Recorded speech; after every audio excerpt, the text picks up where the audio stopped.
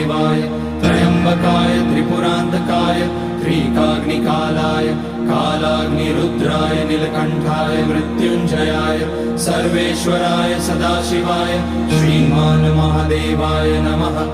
ओम नमः शंभवाय च मयोभवाय च नमः शंकराय च मयस्कराय च नमः शिवाय च शिवतराय च। ओम त्र्यंबकं यजामहे सुगंधिं पुष्टिवर्धनम् उर्वारुकमिव बन्धनान् मृत्योर्मुक्षीयमामृतात्।